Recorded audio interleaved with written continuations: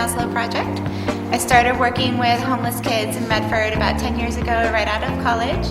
My job was to make sure that these kids who are in school were staying enrolled, they were graduating, but after a few years I realized we had all these kids that we were expecting to be successful in school, but you know, where were they going at night? Where were they going to eat? And how are they staying warm? So I founded the Maslow Project as sort of a resource center and outreach effort for a place for these kids to come to get basic support, do laundry, take showers, get food. Talia Mathias. I work at Maslow Project. I'm the high school student support outreach services coordinator. I'm their advocate. They're kind of the liaison between them and the school, themselves and parents, even them and pretty much society, just kind of helping them with basic needs.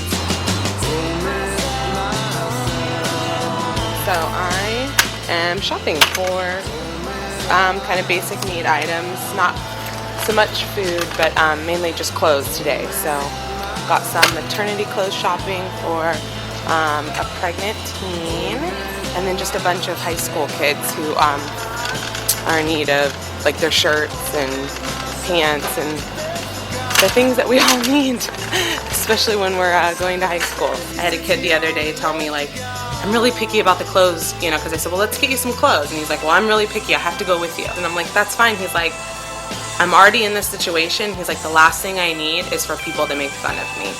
You know, that's the last thing that he wants to happen. And that kind of hit me more than other times, kids saying, well, I want it really nice, because I understood it. But when you think of it in that context, like, I don't even know where I'm sleeping tonight. The last thing I need is a kid next to me making fun of the shoes I'm wearing. Hello, I'm Drew Fitzpatrick, and I work for, the Maslow Project.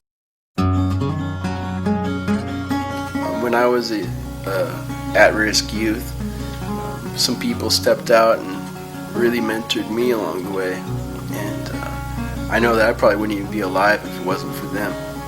So in retrospect, I'm very grateful to be doing what I'm doing, and I guess who I am here in this setting within Maslow is the person loving on people. I don't know. I don't know if we have another side. Go back and look. Prepare for a bean? Sure. Thanks. The job has really changed me. I'd say a lot of it because of having to learn how to cope yourself with a lot of those negative things. I mean, all the exploitation the kids on the streets face every single day. And there's days I drive home, I just sit in my car for a while just thinking, unbelievable.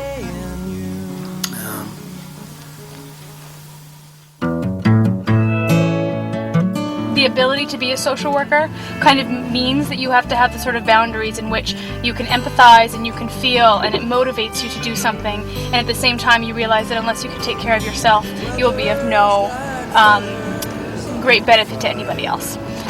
We are headed downtown, and we'll hit up a park and a transit center and drive around and see who we can find. There's a couple over there, a couple of our kids. You see them? Yeah. Oh, finally!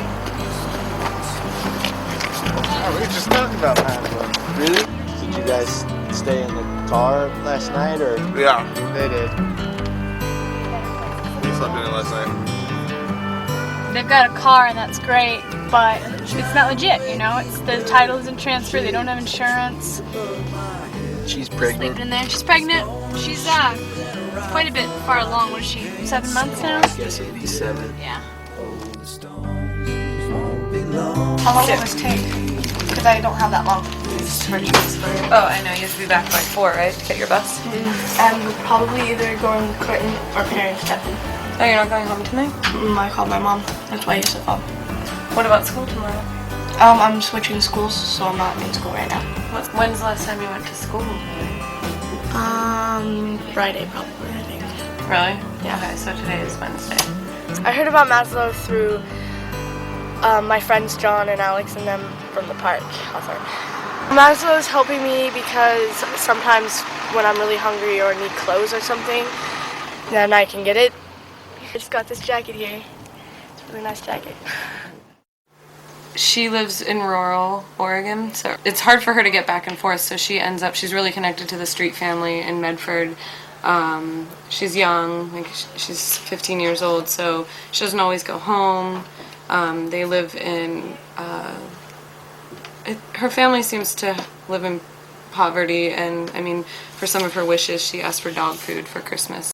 I picture you in the sun, wondering what went wrong, and falling down on your knees, asking for sympathy, and being caught in between all you wish for and all. A lot of people give up, and I just haven't given up yet.